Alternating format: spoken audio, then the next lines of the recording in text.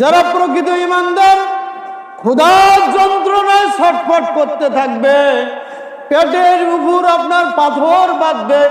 ইতিহাস সাক্ষী দেয় হযরত আলী, ফাতেমা রাদিয়াল্লাহু আনহা, এরকম আরো অন্যান্য সাহাবীদের ইতিহাস যদি আমরা পর্যালোচনা করি, ক্ষুধার্ত অবস্থায় তারা পেটে পাথর বেঁধেছিলেন। এরকম ভাবে ক্ষুধার মাধ্যমে আল্লাহ পাক রব্বুল আলামিন পরীক্ষা করবেন। পরীক্ষায় ঈমানের উপর অটল থাকতে হবে।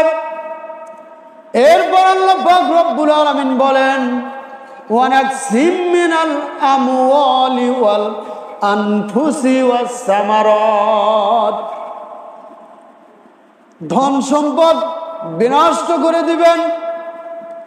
লক্ষ লক্ষ টাকার জাহাজ নদীর ভিতরে ডুবে যেতে পারে। ট্রাক অ্যাক্সিডেন্ট করে আগুন